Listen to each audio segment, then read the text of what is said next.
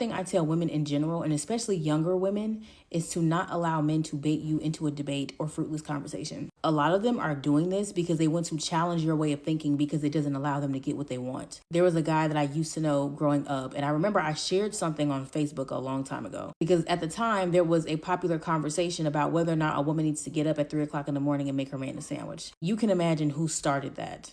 The Red Pillars. Now I shared it and was like, I would never do that. The guy I grew up with was so upset that he called me on the phone and said, I can't believe you wouldn't make a sandwich for your man at 3 o'clock in the morning.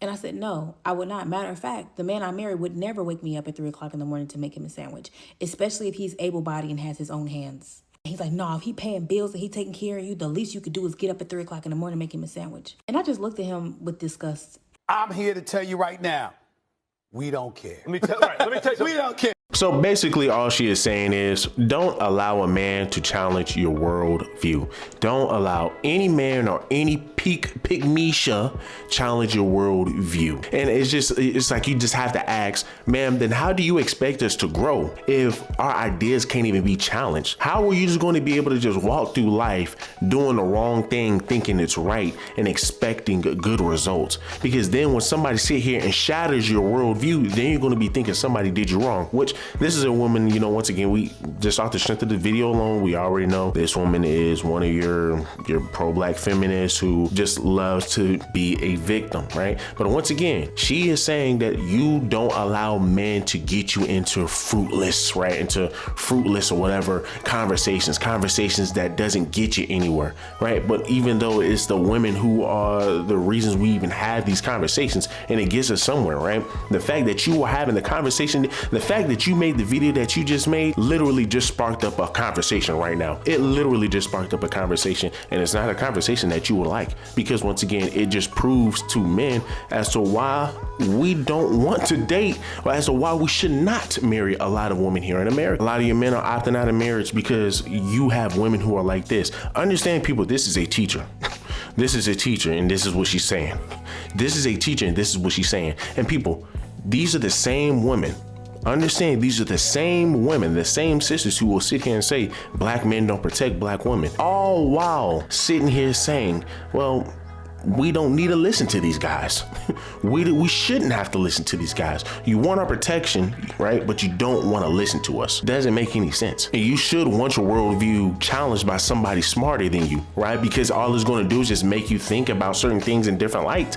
I mean, once again, y'all don't think some of these videos that I react to, especially with Lapeef Network, with even with Pretty Intellectual and some of these other women, there are some things that I'm learning from these guys, right? There's some things where I'm just like, yeah, that is a great point. That's a great point, right? Where I was thinking something totally different, but it has to be challenged. Our views has to be challenged. There are a lot of times where I have conversations with you guys. There are a lot of times where I've had conversations with a lot of freaking people who are opposed to what I think and what I felt. And they changed my worldview. They changed what I was thinking about when it came down to that situation or whatever it is, right? But it has to be challenged. Your worldview should have to be challenged. But this is just another form of women being able to pretty much absolve themselves from accountability. Right? But once again, this is a teacher. And I bet you she sits here and try to teach her kids, right? I mean, I don't know if she's like a real life teacher or whatnot, but she has teacher in her bio. So I don't are you teaching your kids to just be able to create whatever worldview they want and can't nobody challenge them? They should just be able to just walk out in life and just kind of live however they want. But of course, you know, this is somebody who is probably a part of the libido crew. Once again, it's like studying for a test for weeks and nobody challenged you on the work that you were doing. Right? Nobody thought to check on you when it came down to studying, when it came down to you doing your homework. So you sitting over here doing all of this stuff and nobody saying this is wrong, this is right, this is wrong. And you just coming up with your own idea of what is right and what is wrong. And then you go on the test and then you fail the test miserably and you're going to be like, dang, why did I fail? Because you are refusing to actually go out and go get help, to actually take advice from other people. Once again, these are the same women who will sit here and say black men don't listen to black women. Oh, black women aren't heard. All while simultaneously saying women should not listen to men. What does it make? What sense does that make? All while saying, hey, well, listen, we don't need men's advice. What sense does that make? But once again, these are your college educated black women. These are your women who mature faster than men, right? These are the women who can control the emotions better than men. Oh, and don't let me get started. These are the women who want to be in the workforce and lead a group of people. These are the women who want to be in the workforce and lead a group of people. Let's continue. Because why are you calling me with this? I also told him the man that I marry is not even going to be eating sandwiches like that at 3 o'clock in the morning because we're going to care about gut health. And then also I'm prophetic and I have prophetic dreams. One thing I don't play about is my sleep. It's how God communicates with me. It's how he shows me things. If I'm having a prophetic dream and you wake me up out my sleep to make you a sandwich in the middle of a download, I will leave you. And I'm not kidding. I will literally leave you. You will come home and all my stuff will be gone. That's how serious it is. If it doesn't have anything to do with the kids, if it's not an emergency, do not wake me up. Also, women need way more sleep than men. So a man just feeling the need to wake you up just because he wants something is him not valuing your rest. He thought it was okay to interrupt a woman's sleep because he wanted something, simply because he wanted something. A lot of these men are so entitled and all they have is the audacity. And they bait women into conversations like this to challenge their way of thinking and influence them to be more like them or to yield to their way of thinking in their way of life to make them feel better about themselves. Like, we're not the problem, you're the problem because you don't want to conform to our ideas. And a lot of those red pill men talk like that, think like that, behave like that. Even the ones that don't understand that they've been influenced by that. And anytime a man tries to lure you into these type of conversations or lure you into these type of topics, just know that man is not worth your time. He's not worth your time because your future husband wouldn't even want to have conversations with you like that. And those conversations bear no fruit and it lacks basic respect. And they're doing it with the intent to challenge your way of thinking because they're not getting what they want out of you, or you're not easily manipulated, or you're too firm in where you stand. And there's nothing wrong with that. And a man who does not value your rest does not care if you are happy or healthy. Once again, guys, just using her logic, how do you know what you are studying or what you are doing? How do you know it's right? You won't know. You won't know. And to her logic, hey, it doesn't matter. It does not matter, right? And that's literally how children think. Children will sit here and not ask their parents for certain things.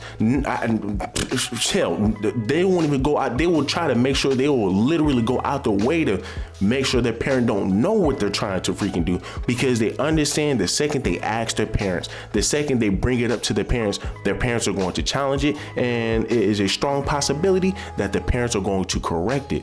So what do? Children, they don't ask. And then these are the same people who will sit here and get offended when you then use an analogy that involves a woman and a child. And what do these women say? Why are you trying to compare me to a child? Well, no, that example does not work. And it's like, well, right there, and they will sit here and they'll say, are you dating a child? Well, I mean, the way you are acting,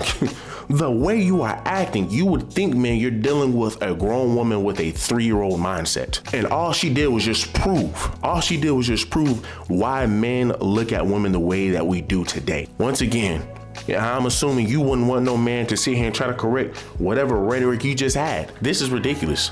I mean, listen to her. My man wouldn't sit here and wake me up in the middle of the night asking me to make a sandwich when he has 2 hands and 2 feet. He can do it himself. He's an able body. And this is the issue that a lot of your black men are running into when you're dealing with your modern day sisters.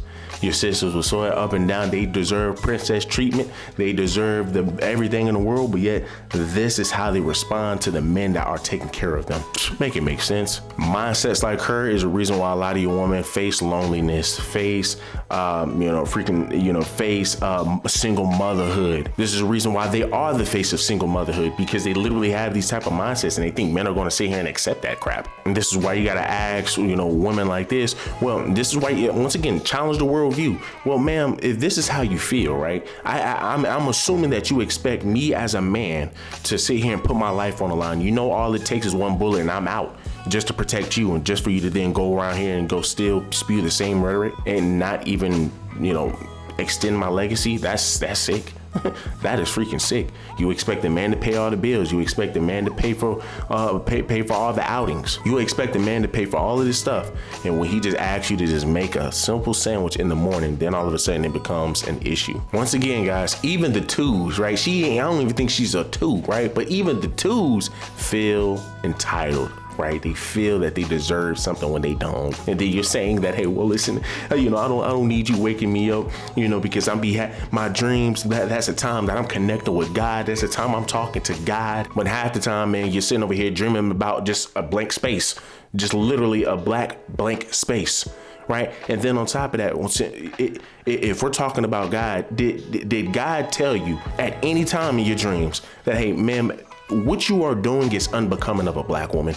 What you are doing right now is very hypocritical to what is cultural, right? It's very hypocritical to what you really believe in. It's very hypocritical to what you preach. It is unbecoming of a virtuous woman. I mean, once again, since we're talking about the Most High, understand that the Most High talks about a virtuous woman in Proverbs 31. Are you that, ma'am? Are you a virtuous woman? No, you're not whatsoever.